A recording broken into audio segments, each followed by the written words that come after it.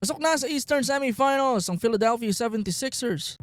Tagumpay nga ang Sixers na papagsakin ng East number 2 na Boston Celtics. Grabe no, galing play-in tournament, sabay Celtics pa ang pinabagsak na nasunod. Isa sa mga tinitignang makakarating ng NBA Finals mula East.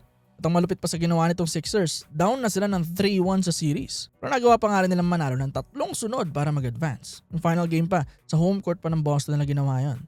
Grabe talaga ginawa nilang turnaround ng series na at malaking parte nun para sa Sixers ang comeback ni Joel Embiid, ang kanilang best player sa team. Malaking problema kasi talaga kay Joel yung injuries niya eh. Pero kapag healthy ito, no, kaya mag-dominate niyan sa kanyang skill set para sa kanyang size. Huwag na natin kalimutan na former MVP rin to ng liga. In 4 games niya against the Celtics, all around at 28 points, 9 rebounds at 7 assists ang in-average ito. Sobrang impactful talaga na player.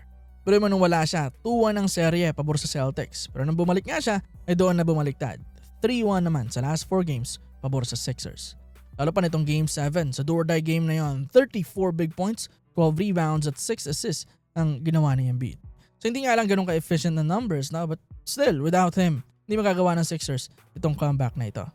Although malakas rin naman talaga yung mga co-stars niya, sobrang importante rin nila sa series win na ito. Si Maxey, galing talagang scoring guard niyan. Game 5, 25 points. Game 6, 30. At sa final game, 30 points na naman. Sobrang consistent na ito all throughout ang series at saktong timpla rin yung game niya para sa threat naman ng laro ni Joel Embiid. Si VJ Edgecombe, no, ito naman 23 points at 5-3 sa Game 7. Tsaka sa serye, may mga big game din siya. Perfect siyang ipalibot kina Embiid at Maxey na bilang third option nila sa offense. Great na shot creator at athletic na finisher. Si Paul George din, hindi man gaano nakikredit pero big din siya sa comeback nilang ito bilang suporta. Lalo nung Game 6, 23 points naman yun. Ay pasilip ng kaunti sa prime PG noon. Dami talagang weapons na itong Philly na kapag healthy. Yun lang talaga yung kalaban nila yung health, yung availability ng kanilang stars. Kung okay naman, kaya talaga nila makapagsabayan sa mga best of the best dito sa East. Pero ayun na rin, sa Celtics naman, marami sila naging problema sa 3 straight losses nila para malaglag sa first round. Unang-una na dyan yung kanilang terrible na shooting. Isa sa strengths ng Celtics hanggang ngayon ay yung kanilang 3-point shooting. License silang bumato ng bumato.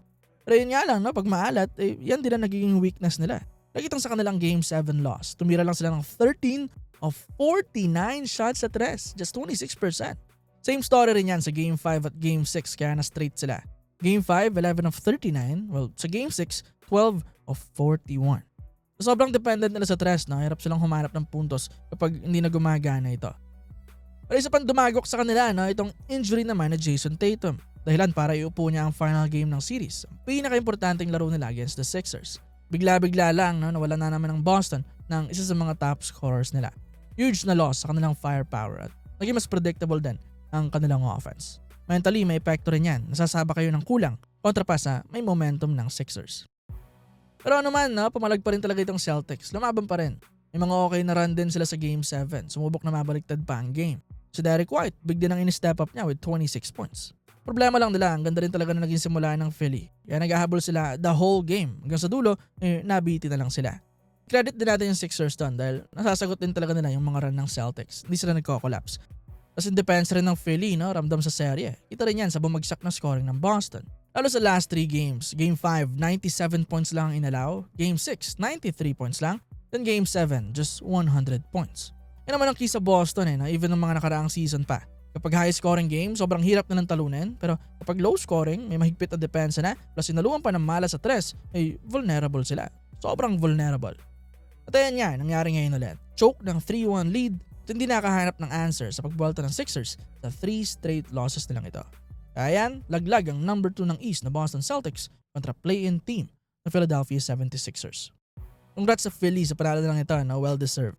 Next na nila sa East Semis naman against number 3 na New York Knicks. We'll see kung kaya pa rin nila Embiid, Maxey, Edgecombe, George at iba pa na makakapagpatumba ng isa pang bigating team sa kanilang conference. Hopefully maging healthy rin sila especially yung kanilang mga stars. Si Embiid nasaktan nga yun ng Game 7 Sana ipagpaglang.